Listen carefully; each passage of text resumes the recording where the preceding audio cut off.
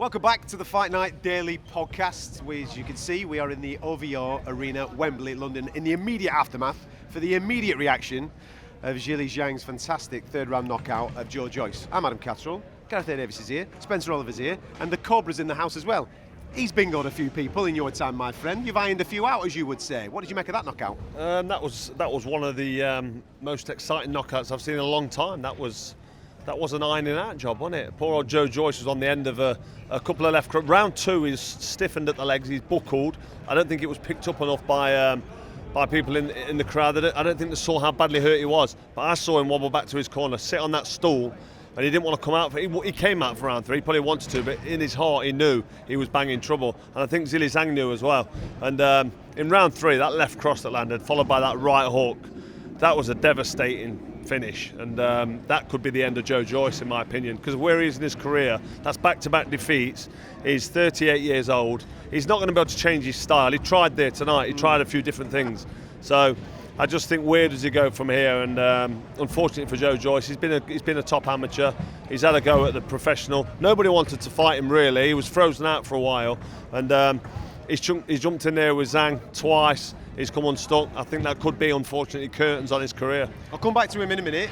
You were well impressed with Zhang, weren't you? The trap setting. Absolutely. Listen, you don't often see that. Take Tyson Fury out of the equation, but you don't often see heavyweights setting traps like he did with Joyce. I was speaking to his trainer, Sean Jules, who's a great trainer, by the way. He's got a great knowledge of the sport. He's a great student of the sport. And he said, listen, Sean, what are you expecting from Joyce? He's coming heavier here. What are you expecting? He said, we know what Joe's going to do before he even does it. He said, don't worry about that. We've got the game plan. We know exactly what he's going to do. And that proved that was the case. He went out there, Zhang didn't get out of second gear. He went out there, he was moving around, he worked out, he started landing that left cross. Joyce was the one that actually came with a game plan. He was moving away from the left hand, he was leaning backwards the whole time, and Zhang showed that adaptability. That's what champions do. You can adapt to the situation, and he done it, and he set the traps, and in round three he was just touching with the left hand, come over with that left right hook, and then that was curtains. I mean, that was a showreel knockout. I mean, yeah, but easy work there for Zhang. Easier than the first one. You thought Joyce was doing all right? In the first round, yeah, well he did. Joyce come out with the game plan, that's what I said. He come out moving away from the left hand, he was moving the head off the centre, all the stuff he was meant to be doing, but that's what I say, Zhang had that adaptability, and he cancelled him out after one round. In that first round, Joyce moved around, Zhang had a good look at him, but Joyce didn't do anything to Zhang. Yeah. And in the second round... No, but he had the game plan, that's what I'm saying. What Zhang did this time, he knew he had hand speed over him. He knew it because he'd peppered him. He waited this time till he had openings, and he said, this time I'm going to use my hand speed, and I'm going to hit you less, but I'm going to hit you harder. And every time he hit him harder, he chopped down the tree, basically. Yeah. And by the third round, Joyce had no other option but to let his hands go and try and fight back, because he is a warrior. His tardiness with his hands and his feet has been exposed by Zhang tonight. I think it's very difficult for Joyce to come back now at the highest level. It's finally caught up with him, all those punches he's taken, and Zhang has propelled himself into the top 4 in the world. He's a fan's favourite, Joyce. Obviously a lot of people turned up for him tonight, so there's always an option to come back.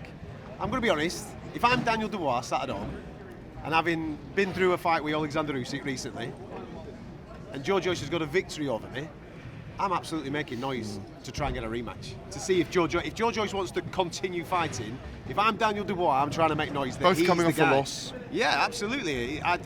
Does that one sell? Yeah, it's not a bad shout that actually, but I don't know how well it sells. I mean, Joyce is young enough and fresh enough to not really risk, and it'd still be a risky fight for Dubois against Joyce, but Joyce, I'm not sure where his mind's going to be now. After back-to-back defeats, that he might even admit is about finished. The thing is that they're both coming off losses, and for the winner, where does it put them? And they've got history. Where does it put them? Yeah, but what I'm saying is, for the winner, where does it put them? Do you know what I'm saying? It's one of those ones where you just got to.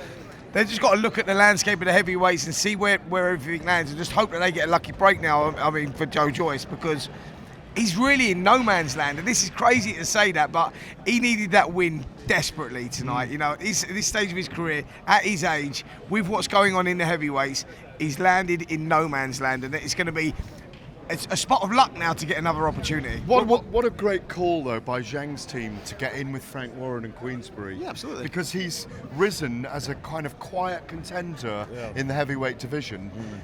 And he is Nothing the one quiet who's about tonight, mate. No, but Nothing he's quiet the about one that. now who's going to force the other four ahead of him.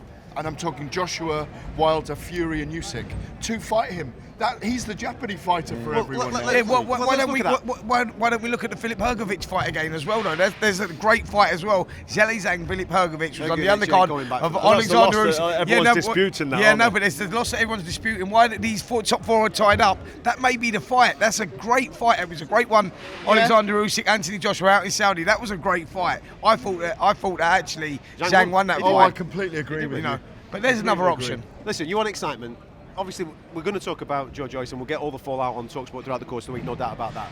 But there's excitement now about Zhang. We've got a bottleneck at the top of the division. We want to see Fury Usyk, absolutely. You look at the rest of the guys, I don't think AJ's team would want to put him in with Zhang. Wilder Zhang? Yeah. That's the one, Yeah, isn't it? Wilder Zhang's a great fight. I mean, that's exciting. And Wilder, you know for a fact, he's got that heart and that mindset where he'll jump in with anybody. So Would he go on the road with that goal? Do you think he would go to China? Listen, if he goes to China, that might mean he'll get paid double. And he's all about the money as well, isn't he, Wilder? He wants to earn before he hangs his gloves on. And if that's a massive fight in China with 200 million people watching it, then that's going to bring in the bunts, and he's going to be a fight that he's going to think he can win. He won't be looking at Zhang and be worried about it. He won't be thinking, I'm in the threat here.